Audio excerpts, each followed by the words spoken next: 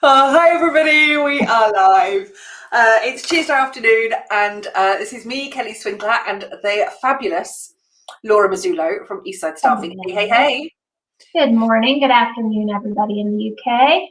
How are Your you? world has opened up a little bit this week. It has, and it feels freeing in some ways, although I did write about it this morning. I did a bit of a post and kind of likened it to post-marathon blues, to try and stop managers like forcing people over the line. Like, we have been through a marathon, it's still ongoing. We can all now start to see the finish line, but some of us are going to crawl over it, and some of us are going to run over it, and some of us are going to be so excited that we're going to sprint for the last mile to make sure that we get there. Some of us aren't ready to cross that finish line yet. We want a nice gentle pace, nice little walk. So so I wrote about it this morning. Hey Sue. So I wrote about it this morning in like post-marathon blues. Let's not force anybody to try and get them across the line. We're all just going to do it at our own pace. This has been a slow and steady journey that is not over yet. I did see a funny tweet a few weeks ago where someone said, I'm going to let the extroverts get this out of their system and stay home until it's safe to go out. That's me. That's me. Like, totally introvert. I'm like, I've thrived over the last 12 months. It's been amazing. Like this should have been my working environment my entire life. Right. It's like, let the social butterflies get this out of their system for the first couple months. Then you can emerge when it's calmed down a bit. It is. And, you know, certainly all of my friends and family that are big extroverts and big huggers, like, I know the first time I go out, I'm just going to feel really uncomfortable. The first time that like 50 people want to come and like embrace me and hug, I'm like, whoa, just let's hang fire. Hug you lot over there. And I'll come out when I'm ready. I think I'm still in my little chrysalis. That's fine. Me too. I mean, it's not fully safe yet anywhere, really. So we're just easing our way out of this cocoon. We are. Although I did go to a garden centre on Saturday. That felt quite nice. Look at some plants for my new garden and some new vegetables for my vegetable patch. That felt lovely. That is exciting. That felt lovely. And we're saying again, I think Laura and I have swapped. I was going to put yellow on this morning and then didn't. And clearly Laura is the reason that I didn't put my yellow on today, because Laura's rocking the sunshine yellow.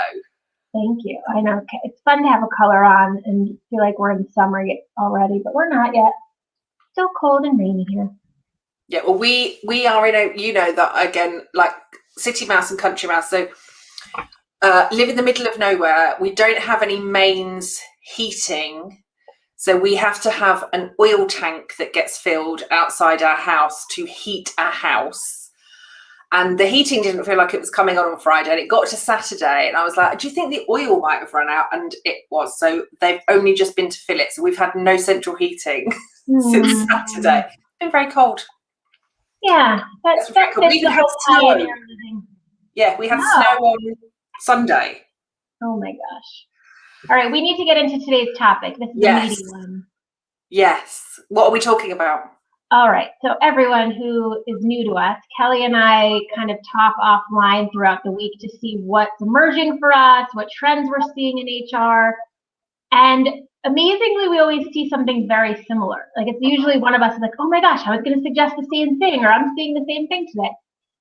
So this one's a big topic and kind of hard to get through, but we're going to try, which is that we're noticing that there are a lot of executives, sometimes even in HR or in HR organizations, who don't really get what HR does. So we've had people coming to us saying, like, part of the reason I don't think we're getting budget or approval or training or whatever we need is that I don't think the CEO, CFO, whoever really get what we do.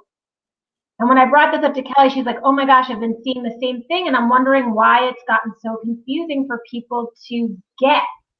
So we just need to figure out what's going on here, because it shouldn't be so confusing. Yeah, and there were a couple of aspects from this, weren't there? I think there was the, what is it that HR do so that we can talk about our value? There was also the addition of all of these buzzwords and jargon, and it's like every time somebody mentions a new buzzword from one of the like HR certifications or one of the professional bodies or any of that sort of stuff, it's like every time a new buzzword is mentioned, it's like we're jumping on it. So in some ways, are we diluting some of the main stuff that HR does. And again, we spoke a few weeks ago, didn't we, about some of the different sorts of roles, and are you a generalist, are you a specialist, what should, what might you focus on? So potentially some of these latest buzzwords, and every time we're jumping on the latest trend or theme or topic, is diluting some of the stuff that we're doing. But yeah, there is also this, what exactly are HR doing? It's something that I've seen from our professional body, with the chair of our professional body saying, well, not everybody understands what HR does, and it's not very easy to explain. Like, if you're the chairman of a professional body of HR and you can't explain what HR does, how do you expect anybody else to be able to explain what HR does? Yeah, this is what we've got to figure out. And I just Googled it because I sent it to you and I wanted to get it right. Apparently Einstein said this, whoever knows, it's the internet, but if you can't explain it simply, you don't understand it well enough. Yeah. And I agree with that wholeheartedly. But I worry that there's something blocking HR pros from explaining things simply. It's like we've almost put a cachet, like an elitism on the buzzwords. Like, well, that's sexy HR. That's cool, new hip HR. Yeah.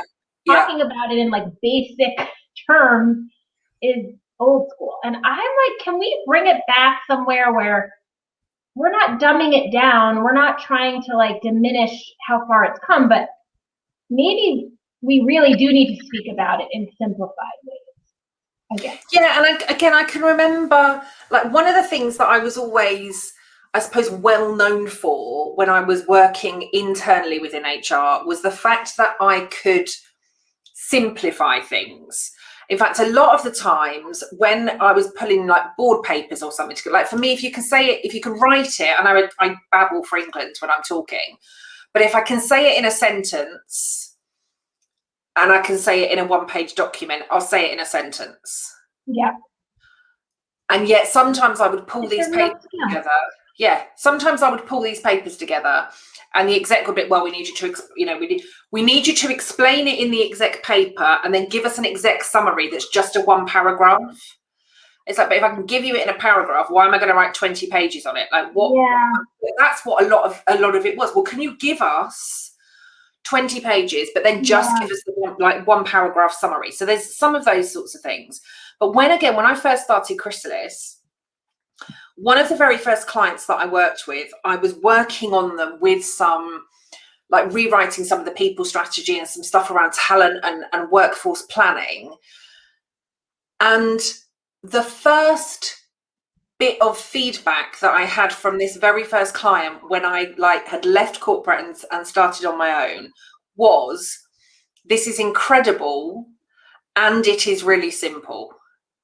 Right. Like, it can be both. It can be both. It doesn't have to be one or the other. And part of me, because they said simple, a part of me was then like, well, is simple a problem? Right. No, we love it. We love it because everything else that we've had up to this point, like we've just said, is overcomplicated and it's too complex and it's not really easy for anybody to understand. So I suppose part of the stuff that and then I suppose it's become part of my trademark and part of my signature. Keep it simple. Yeah. Keep it simple.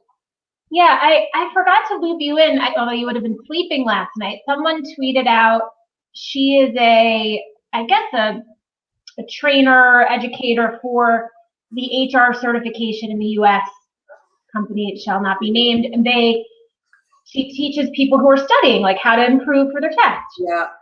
There was a page in the book that she tweeted out saying, can anyone explain this to me so I can explain it to students? And it was talking about a recruiting metric. I have been recruiting 18 years. I read the pages, 2 pages. I read it twice, 3 times, had no idea what they were talking about.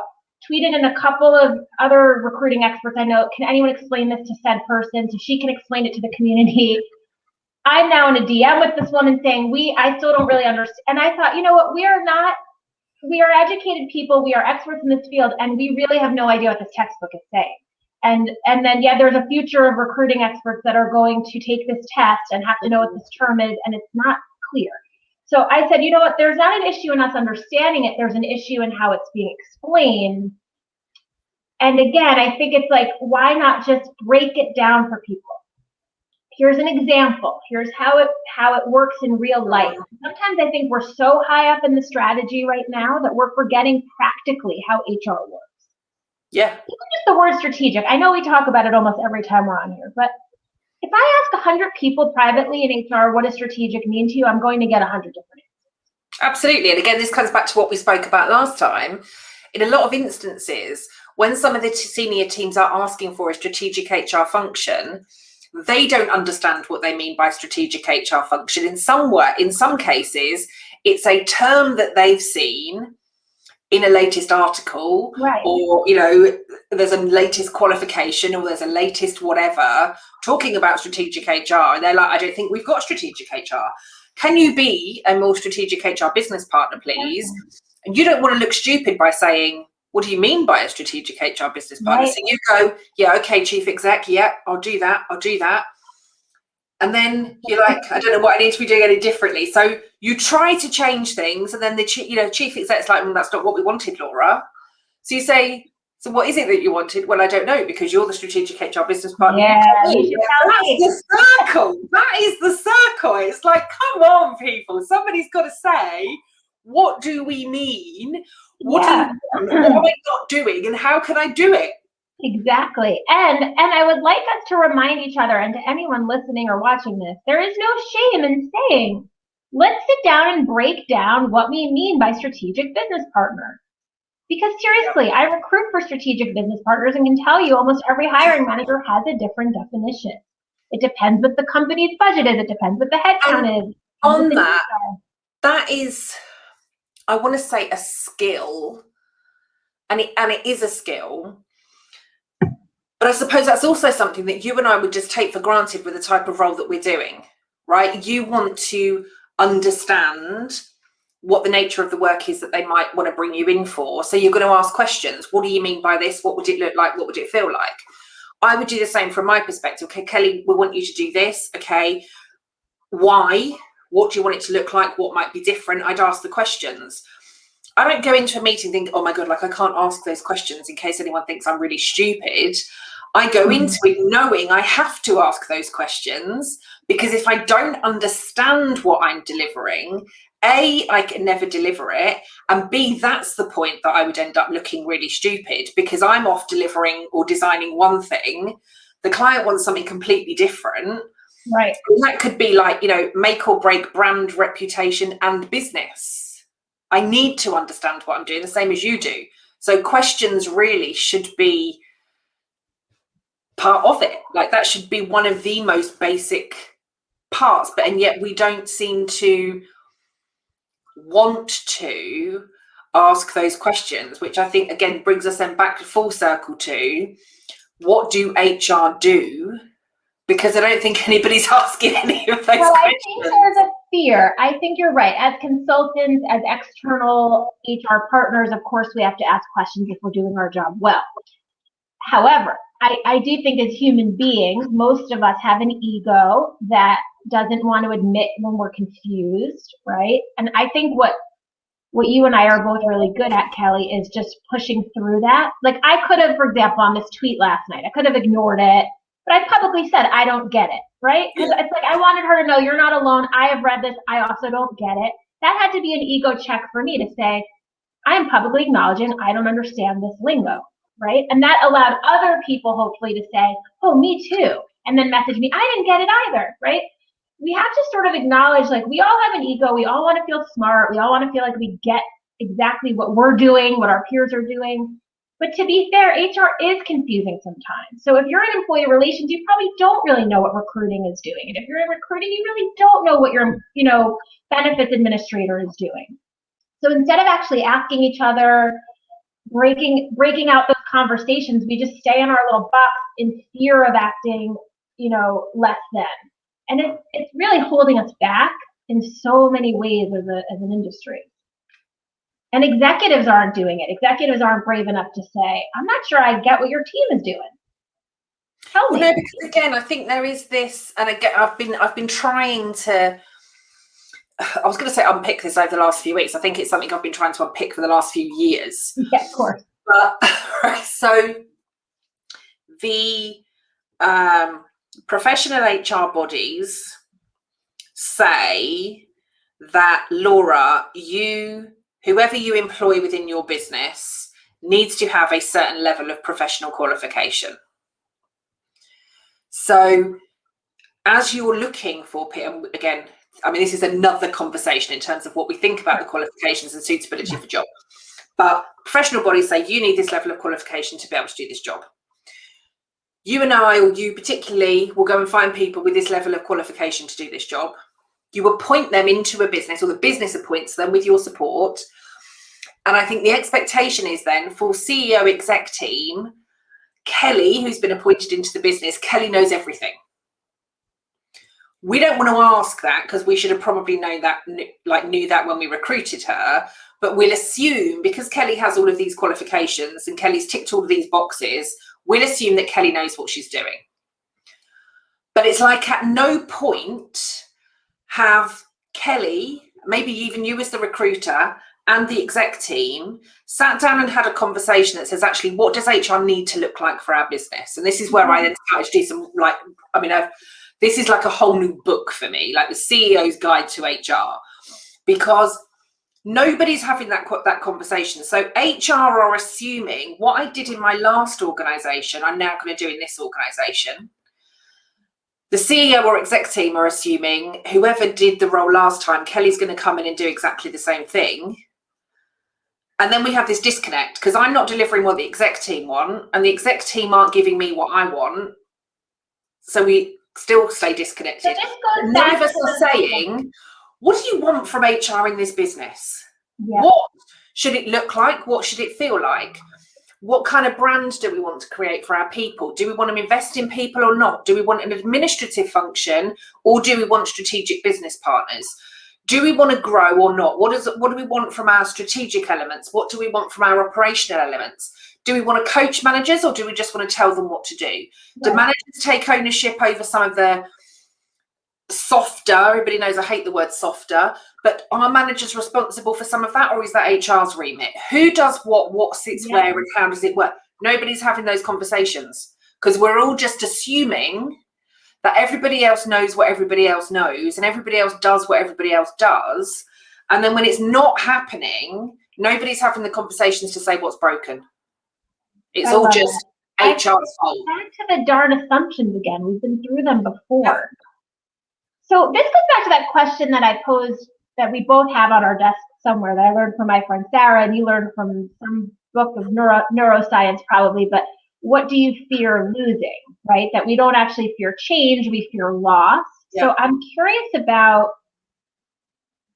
what are HR pros and what are executives afraid of losing by having these conversations? Is it ego? Is it hubris? Is it? I think it depends on the organization and the leader, the organization, the leader, and the role. I think in some respects, if I just look at it from maybe some of the recent examples, I think execs don't want to have the conversation because in some ways they are afraid of losing someone to blame. Yeah. If I don't have the conversation with you and you are the HR lead, people lead, whatever, it's okay if I just keep landing everything on your door because I can just keep shoving it your way. Yeah. Whereas if we have a conversation that says this is what we are equally responsible for, I can't blame you anymore. And you might say to me, do you know what, Laura, you are responsible as the CEO for everything to do with people within this business. Whereas I might be thinking, I'm the CEO, I'm just going to keep giving it to Laura because that's the safest thing to do. This is big. But I think it could be flipped.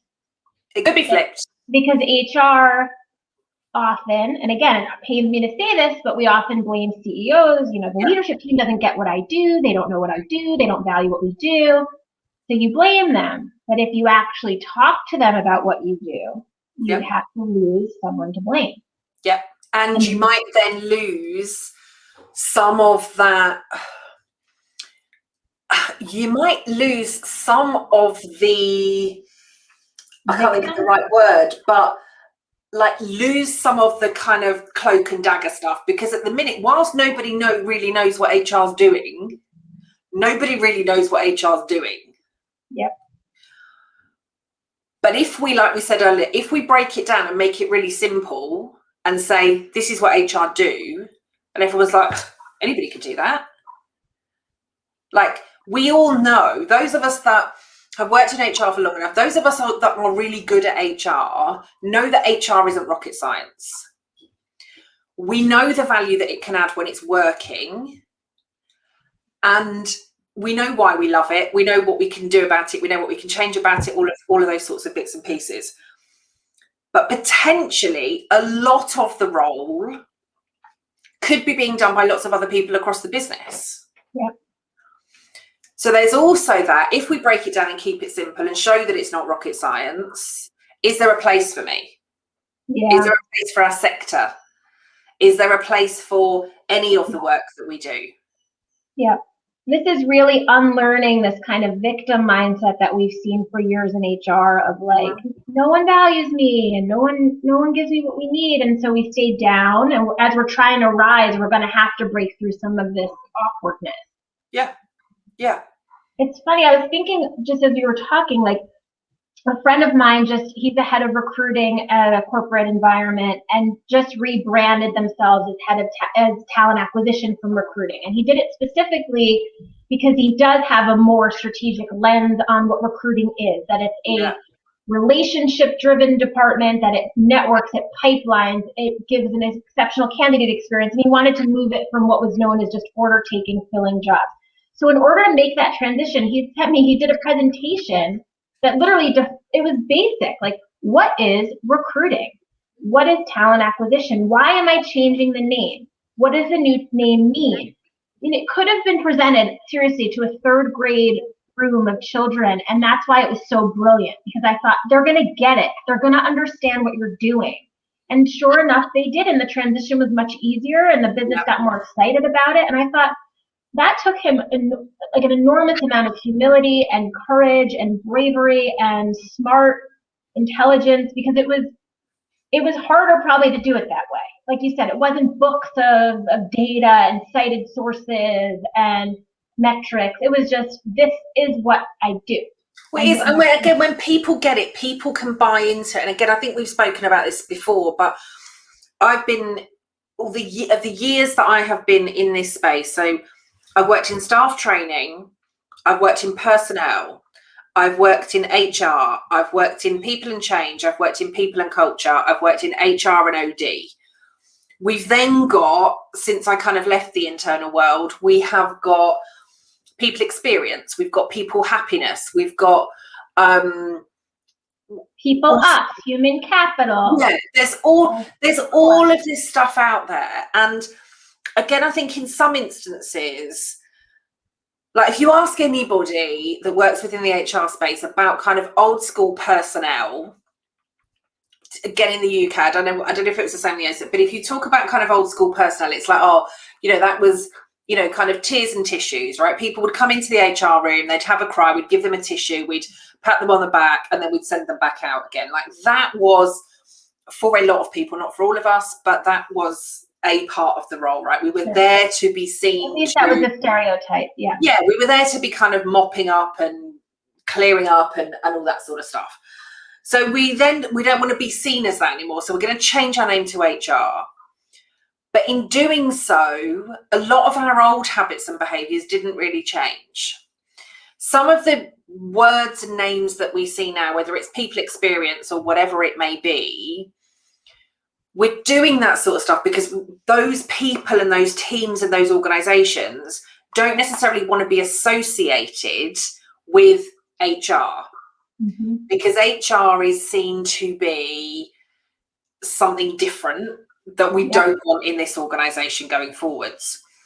But again, in a lot of cases, we're still doing exactly the same thing. Right, exactly. In other words, the name change will not change your brand if it's not coming with changed behavior. No. So my example was that he was literally transforming the way they do it completely. That's what I'm doing it really simply. This is old school. This is what we're going to do differently. This is how it's going to happen. I'm going to give it a new name just so it has a new image, but otherwise it's literally a brand new thing. You're absolutely right. Because I will sometimes argue with people that, yes, the word personnel connotes old school, but it's ironic that right now we're all searching for a word in HR that's about the people. We keep saying, you know, it's more than human. It's about the individual person. And it should be, the word should be, and I'm like, we had a personnel. We had that word. We had it a long time ago. We didn't like it. The interesting thing is, we wouldn't have had to rebrand it, because the word is fine, if it wasn't that the work was so antiquated. So like, I actually think it'd be awesome if there was a team right now that said, we're going to call it the personnel team.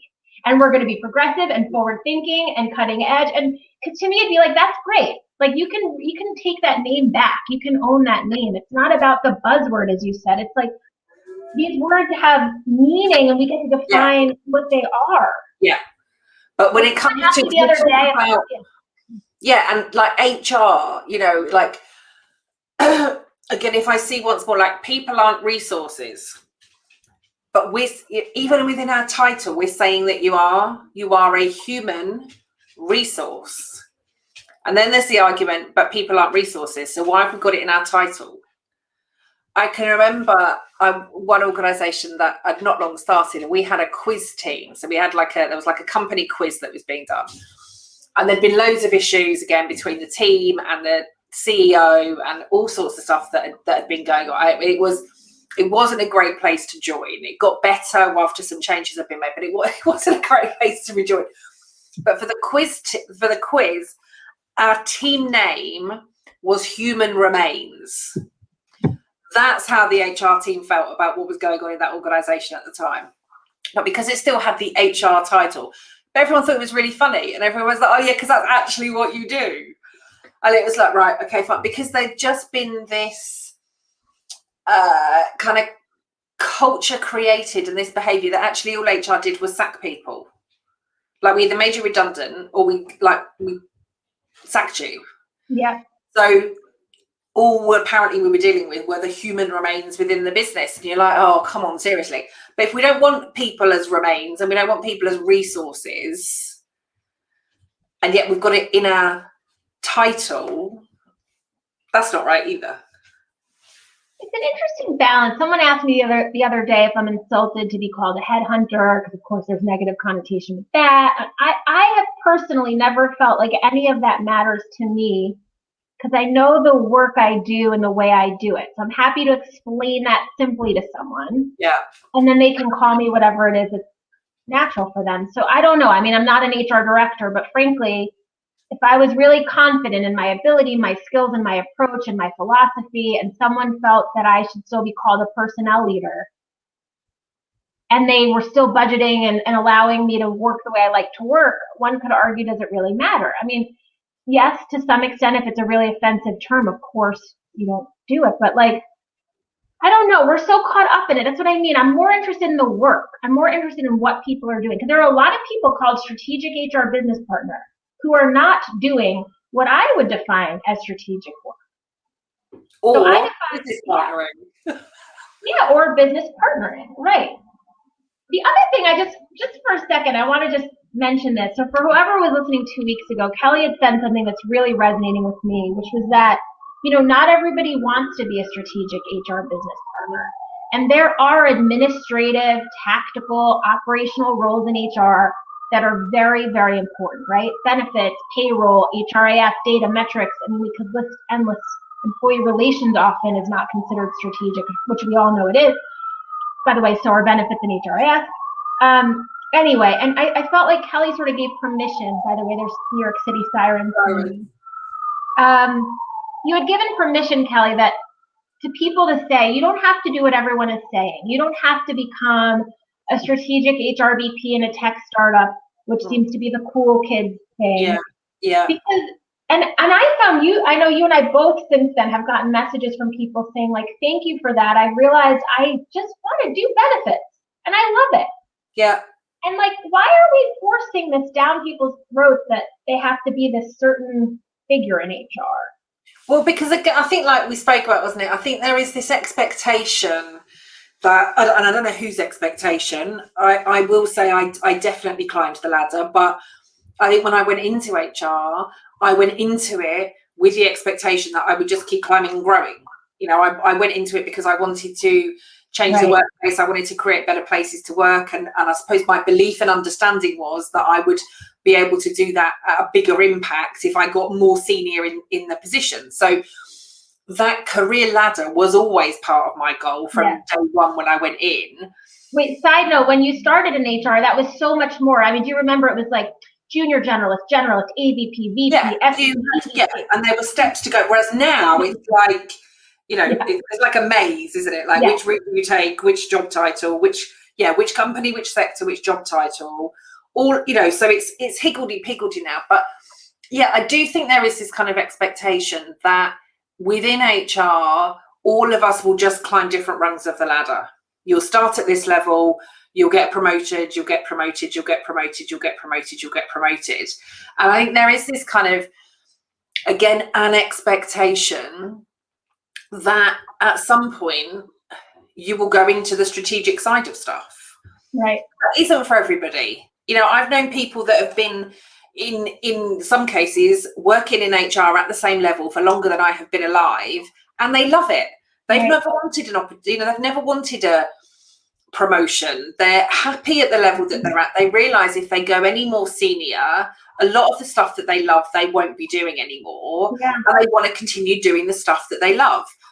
I can remember having conversations with people that I should consider specialising in a particular area of HR.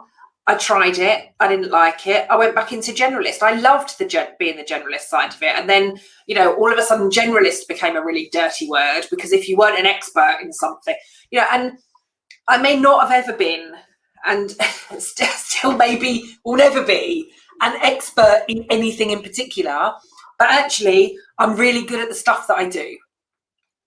I'm not good at benefits, and I've no interest in being any good at benefits. I've never really understood any of the HRIS side. I've always had great people that have done the HRIS side. Everything else I can do to a high standard. Some bits more than others, but I always loved the generalist. I always loved the variety. I loved the learning. I love being able to answer the questions. I love you know, all of that sort of stuff. Obviously, I'm not in-house anymore. There's lots of things that I don't do anymore. And as I move, you know, really into pretty much full-time coaching now, that's where my expertise and my specialism is now growing. But I had no interest in going into a specialist role when I was in HR, because I love the generalist side of it. But for some people, like, that was the biggest sin on earth, you know, like how, you know, what do you want to, you know, what do you want to be a generalist for? Like, I loved it. Yeah, I think this is really like powerful stuff, and I know it's reaching people to feel like they can be who they want to be within the HR umbrella. Because I hear so much shame. Like, I'll get calls I know we've talked about this, so I don't care. I'm repeating it. If you've heard it 50 times, it needs to be said again. I've gotten calls from people who are HR at a global investment bank who feel like they love it, but they were told they should go to a sexy tech company. They'll call me and say, like, I kind of like banking. It's corporate. And they're like whispering it into the phone, like, geez, enjoy yourself. Like, if you like it, you like it. Yeah. I had someone recently say, like, they really do better in smaller family-run companies that are kind of crazy. They love that sort of like small feel, and they were, again, like, I know I should want Fortune 500. I said, no, you don't have to want that.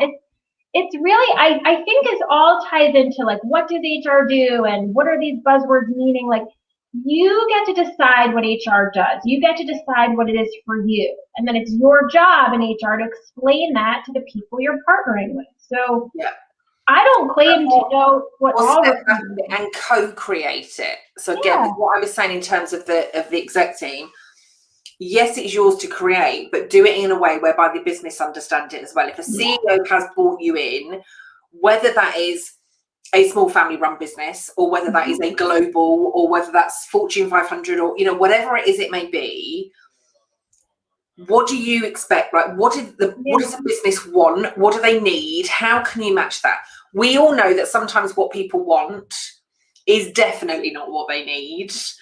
You know, sometimes we may think that, I don't know, we want, you know, particularly for you and I, like we may think that, you know, walking around Fifth Avenue, for example, in, you know, 8-inch heels, may be what we want to do. Maybe what we need is a really comfy pair of flat pumps so that we can walk further, right? What we want and what we need are not always the same thing. Right. And if we can work with the business and identifying the difference between wants and needs, and then helping the organization, the leaders, the people to create that, that's what makes HR successful. Yeah. It's not the latest buzzword, because a lot of the time we're not doing a lot of the basics right in the first place. So as we keep layering up and layering up and layering up the next buzzword and the next buzzword and the next buzzword, if we haven't got the basics right in the first place, that's where nobody thinks we're doing what we need to do, because it just seems like we are like flitting. We're jumping from one thing to the next thing, to the next thing, to the next thing, to the next thing, but we're never actually getting the basics right in the first place. So good. I know, and that's all ego in my brain. Like, that just is all of us saying, like, we've got to be cutting edge. We've got to be saying what all the other firms are saying. Yeah. I didn't even tell you this. I got a call, like, maybe last week. I'm not going to be working with this woman, but she had called to see if I could potentially help her on the search. Mm-hmm. And she's head of HR. And I said, okay, great. And we were on Zoom, and I said, well, why don't you explain to me what you're looking for? And she said, well, let me pull up the job description. And then she pulled it up and started reading it. And I said, okay, do me a favor. Don't read the job description, because I can read that too. Just tell me what you're looking for. And she couldn't do it unless she read the job description. I said, okay. She said, I don't really know what this person does, because it was like a specific specialism within HR that she doesn't have. And I said, that's totally fine, but I think we should talk about what it is you're picturing this person to do. She had a lot of turnover in the role and was struggling to retain the people. And it became evident the reason she was struggling to retain people, the reason this role was poorly defined, is because she had like no idea what that specialism does and no interest in really understanding it better. And so if she didn't understand it, how could she lead it, right? And it was a really interesting example of watching it happen in front of me. And I thought, well, until you have that curiosity, clarity, and humility required to do that, I can't really, I'm not the right partner for this, which was, you know, good job, Laura.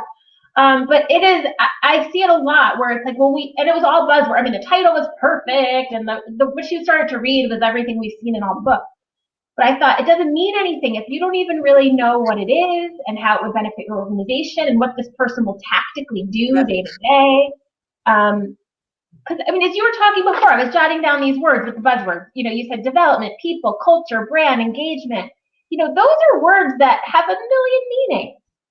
And you have to define them further. When you say you want to improve your company's culture, I mean, that is such a broad thing to say. Yeah. And so to say, I want to bring in an HRD who's going to improve our culture, that's not enough information. No. What do you mean by improve? What needs changing? What's not working in the first place? But again, who thinks HR is responsible for the culture is like one thing.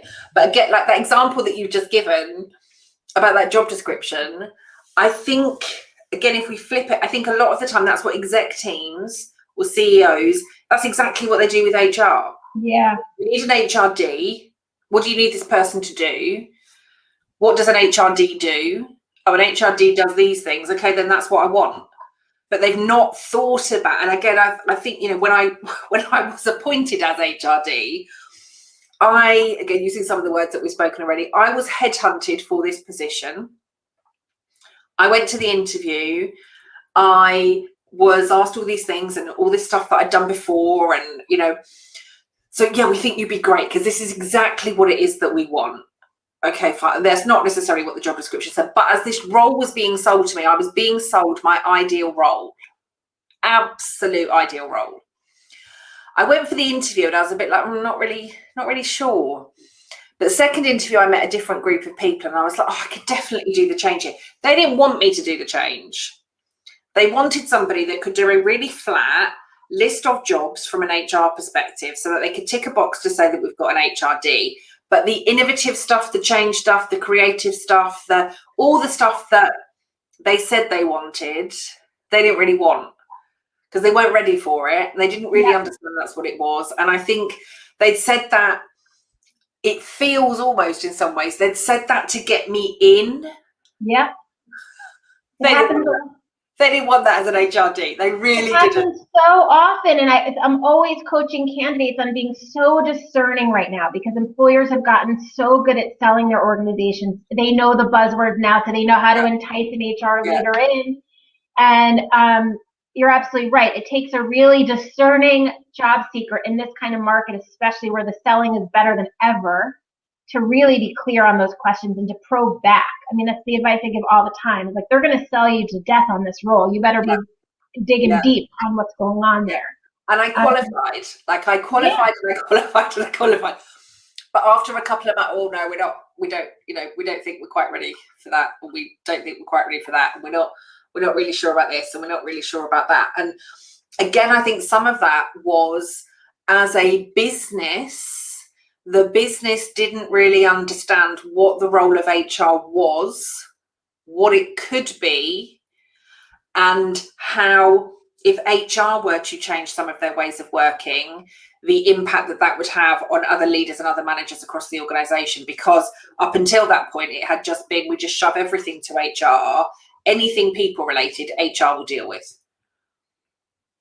That's what that business wanted, and that wasn't the type of HR that I wanted to do. Exactly. And I think you hit the nail on the head earlier by saying, like, it's really both parties having a conversation. It's like any relationship, right? It's like, I think part of it is, as HR leaders, we have to educate executives on what we do, and it's executives' job to ask a lot of questions and to be curious.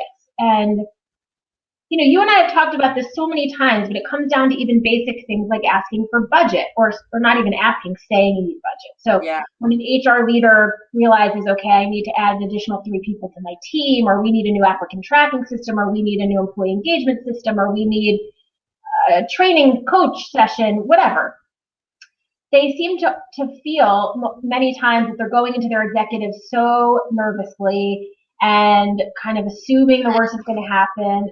But I realized the more I ask them and understand it, it's because they don't really know how to explain what is going on. So yes, using data and metrics and analytics, of course, but also just genuinely explaining why that would be helpful.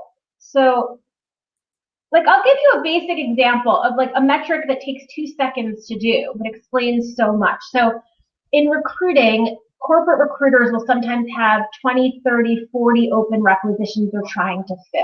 This is normal. And then they'll say, we want to provide the best candidate experience and candidate care and candidate journey. Okay, buzzword, buzzword, buzzword. So I will say, so if you have 20 open requisitions and 5 candidates per requisition, so easy math, now we're at 100 candidates.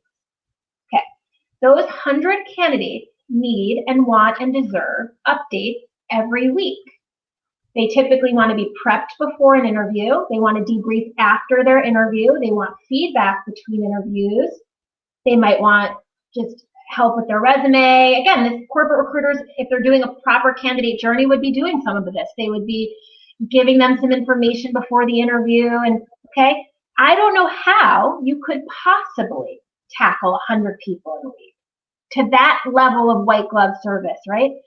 When I explain that just that way, a lot of heads of global talent acquisition go, oh my gosh, we're definitely not doing enough. I'm like, of course not, you can't. If you had each recruiter doing 10 requisitions with 5 candidates, you could sort of manage 50 with the help of an assistant.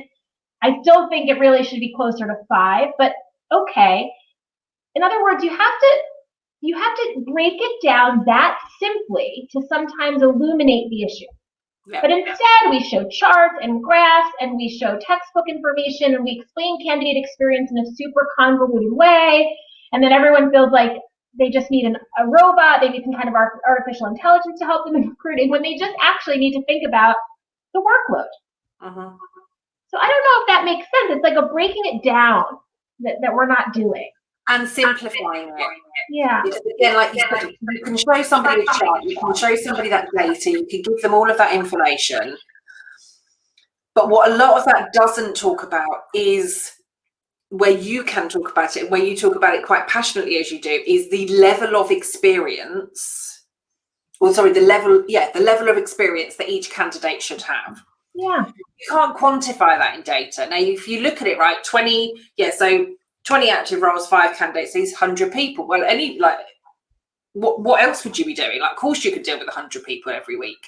So sometimes when we just look at that raw data, that's not it. But when you give the description of it, which again that's the role, right? The description is the role, not the number of people that you're dealing with, but the description that you've given there is the role. That's the bit that we need to simplify and understand. Yeah, it's the data and the story. Yeah. Yeah, because like even an executive might say to me, which I, by the way, love the humility if this happens, like, so what happens on a candidate prep call? What do you do on those? Oh, thank you for asking. So those are hour-long calls with all of those 100 people where I go over exactly what they can expect. We talk through the job description. We talk through where they get nervous on interviews, where they might want some advice. We talk through the interviewer's background, where they've come from. We talk through their areas of weakness to think about, challenges they might face, the competencies they're going to be evaluated on. We're like, whoa, you have to do that with each candidate? Yep, before each interview. Or else we look like just transactional recruiters, which we're not. So you're right. I think we have to break down, and the same if you're in employee relations and your head of HR doesn't get what you do, you can come in and explain one case. This is what happens with one thing. So when we have, and again, I think from an ER perspective, again, that depends on what's the role of HR and what's the role of everybody across the business. If you're working for, one organization that I was at, I think we had 3,500 people, but at any one time, the people, the operational side of HR could be dealing with up to 30 cases at a time. Now, some of that might be short-term sickness absence, long-term sickness absence, disciplinaries, grievances, performance, whatever. But if the manager's not taking any of that role, if you've got somebody on long-term sick, actually, how often are you contacting them, and what does that contact look like? Is it home visits? Is it meeting them for coffee? Is it a telephone conversation?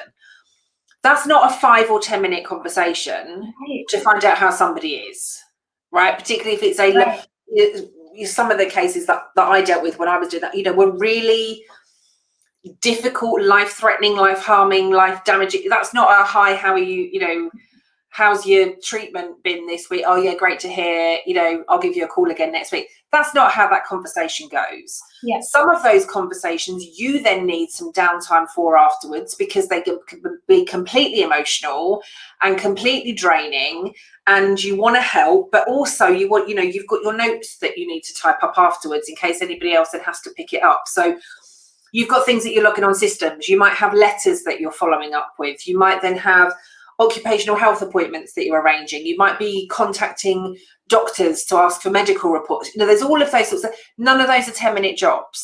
Right. So even if you're dealing with up to 30 cases a week, potentially that's all you're dealing with all week. And you're still not doing everything to a particularly high standard. Right. Because each of those 30 things might take, or each of those 30 people or 30 cases might take 3 or 4 hours per case to be able to deal with something. And then again, we wonder why we've got an issue. Why are people not being contacted? Why are letters not being sent? Why has this not been chased up? Why has this not been chased up? Why has this not been dealt with? Like, if you've got like 200 hours worth of stuff to do in a week, it's not going to happen. Exactly. And then we wonder why that ER team isn't more strategic and forward thinking and building new innovative programs. And they're like, I can't get up from under the paperwork. Yeah. Like, I don't have time to respond to emails. I don't have time to respond to phone calls. Right. I don't have time to do anything other than deal with these cases. And even then, like, we're still dropping stuff and missing stuff and, don't really know where we are with things. That's some of the stuff that makes it more difficult. But again, you can't, if you're just giving the data oh, we've got 30 cases or 60 cases or whatever that we did. Oh, that's a couple down from last month, that's a couple up from this month, what are we doing about it? Sometimes that's as much as that conversation goes, not how much how long are each of these things taking. Exactly. And remember, this is people, social, emotional beings. Yeah. Some of these are hour-long, 2-hour-long, day-long conversations. Yeah. I love that. And I think what's so interesting is you were talking about that, I kept thinking, well, see, this is why if the CEO heard that, of course, I would think if they had the budget, they would say, well, then how many more people do you need on that team? Do you need 3 or 4 more people on your team? Do you need assistants? Do you need interns? Like, what could we do to help you? Right? But I think you're right that we're not breaking it down that way. And we just kind of feel defeated. And then we go to our executive, like, I'm tired and I need help. But we're not telling those stories. And we just have to explain what it is we're doing. Yeah. And I feel like if we heard more of that, like what I just described in recruiting, what you just described in employee relations, if we could really hear more of that from HR, we would see more happen for HR in a good way. And again, it comes from understanding the role, because if I'm dealing with 30 cases and you're dealing with, what did we say, 20 open acquisitions, some of that is service, some of that is, there's so much that we could unpick there. But within that, are we saying all of that is HR's role, or actually is it the manager's responsibility from an ER perspective for them to be ringing their people every week, and then they update the system so that HR have the information? So whose role is it? Whose job is it? Whose responsibility is it? What do we expect HR to be doing? Yeah. Because at that point, I think if we said to a manager, again, I would hope, if we said to a manager, right, this is now all of your role, manager's going to look at that and say, well, if you give me all of those extra things to do, I can't do my job, so I need 1 or 2 extra people. Okay, no problem. Here's your budget. Here's an extra 2 people. We do it from an HR perspective. That's just HR's job. Yeah, you're right. You always bring up accountability, and it's so true. Like, who are we holding accountable for what? Uh-huh. I know personally, and you and I have talked about this offline, I think as women, it's very hard for us not to feel like we should just do it all, because so much of our self-worth is tied into what we do. And we feel like the more we hustle, the more we do, the more we have value, the more we have worth. It's something that I think most of us who are self-aware are trying to unlearn and undo, which is that we have inherent value just being.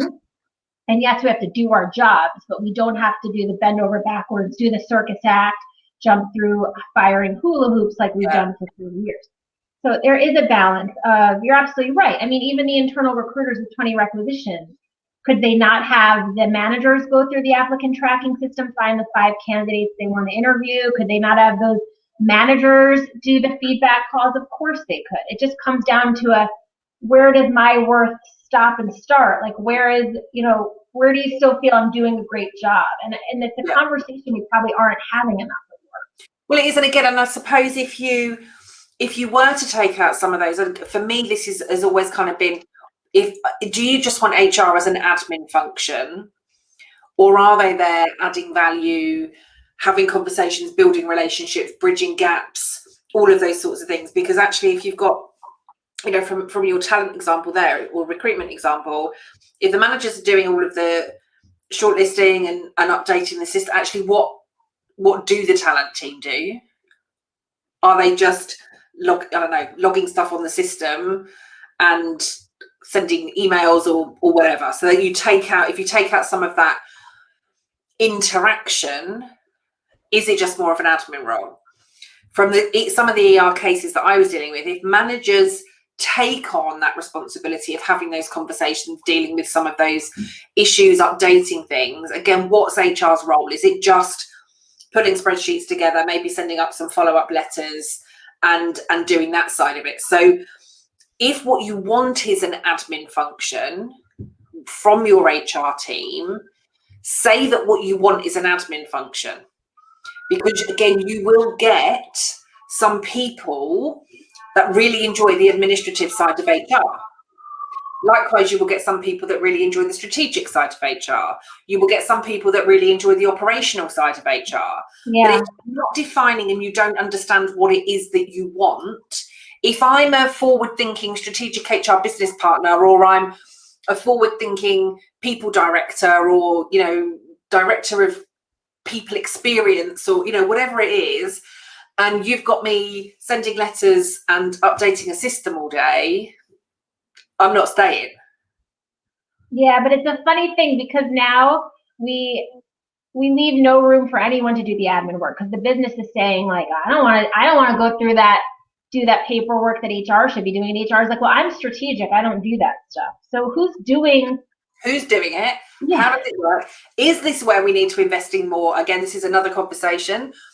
But is this where we need to stop being so afraid of some of the HR tech and let the tech do some of this for us? Is this where we can automate some of these functions so that we're not spending time or wasting time or energy or valuable resources doing some of this stuff? You just have, you know, automated system. You type this into it, it generates this email or this letter or whatever. Tech can be our friend. Sure. If that's what we want. We don't have to worry about losing any of that admin, because as you said, we're probably not doing a lot of that anyway because we haven't got the time to do it. Right. So there are smarter ways that we can do things, but we need to define what it is that we're there to do in the first place. Yeah, I agree. Because I think that the tricky part about a partnership is that it assumes the business, and again, I'm using the business lightly, but all of you know what I mean. Okay, so because of course HR is also business, but in this case, so let's say HR is partnering with the business and the business doesn't want to do certain things. So they're like, this is HR's job. But then HR is like, well, I don't want to do them because I'm strategic and you should be helping me and we should be doing this as a team. But literally nothing gets done. I see it all the time. It's like nobody's willing to sort of do the work. So it's a balance of how are we going into the strategic function and not addressing the day-to-day stuff. And again, yeah, it's that understanding, you know, really for me, picking apart the role, picking apart the function, and looking at who is responsible for what. I love that. We're going to pick it apart. Yeah, and some of it may be that actually it's never been the manager's role, because HR have been doing it for the last 10 or 20 years. HR may not want to do it. If our customers, our partners are wanting us to do it, it comes back to want or need again. I may want to be walking down Fifth Avenue in a really high pair of heels. Actually, what I need is that comfy pair of pumps. There may be examples where I want to be a strategic HR business partner, but actually I've got to put my comfy pumps on and ensure that all of the foundations are right, because without those foundations, I can't be a strategic HR business partner. Exactly. It's laying those right foundations in the first place. Yeah, to me, this is a delicate balance. I love this image of picking it apart, because it's exactly right. Picking apart the word strategic, picking apart the word partnership, like really for your own team, really analyzing what those words mean. And then also checking ego to say, is it my ego that's not letting me do this work? Yeah. Because sometimes that's what it is. It's like in either direction, an ego feeling like, I hate that I like the administrative stuff, I shouldn't, or it's the ego saying, like, I'm not touching a benefit enrollment form for the next 40 years again. Maybe there's a balance there, right? I mean, I happen to like both strategic, high-level thinking, big picture thinking, and I like the doing. It relaxes me, I put music on, I edit resumes, and it's fun. I could automate it, of course, but I do low volume so that I can actually do it without getting overwhelmed. You just have to find what works for you. But I think what we're trying to say to people today is, like, to your point, pick it apart, talk to your partners, have a meeting to say, what do you think we do on this part of the team? Yeah. Even within HR, start there. What do you think we do? I want to explain what we do. I'm going to give you a 10-minute presentation on what I do. How fun would that be if every specialist on the team did a 10-minute PowerPoint on what they do? It'd be so fun. So that could highlight, maybe you've got 4 different specialisms all doing exactly the same thing. Like, we don't need 4 of you doing exactly the same thing, because that's what's causing some of the confusion. Yeah. If you do some of that, if you get curious, get ego out of the way to have those conversations, get curious, pick it apart, explore, work together, co-create it, be the partners across the business. That's how we start to change it. That's how we recognize what's working and what's not, what we need to change and what we don't. What we don't need is another buzzword popping up and going, oh, that's what we now need to focus on today. Let's do that whilst we've got all of the rest of the function sat over here that nobody wants to touch anymore. Yeah. And just create judgment-free safe zones where no question is a silly question. And really people are free to say, I'm not sure I understand what open enrollment is. Walk me through, whatever, who cares? Just start talking about the basics again. Yeah. And let's see if that can get us to be more strategic by we're going a little backpedaling to go forward. Yeah, we need to. We need some of those we need the foundations in place before we can do anything. If we were both off building our own kind of dream homes, the foundations are going to be the most important part, because otherwise the rest of it's just going to crumble. There we go. It's been an hour, everyone, so let us know what you want to talk about in 2 weeks' time. Yes.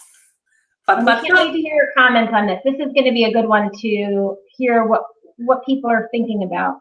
Yeah, absolutely. So yeah, perfect. Thank you, everybody. So yeah, join us again in 2 weeks. You can find Laura everywhere under Eastside Staff. So it is either Laura Mazzullo Swingler.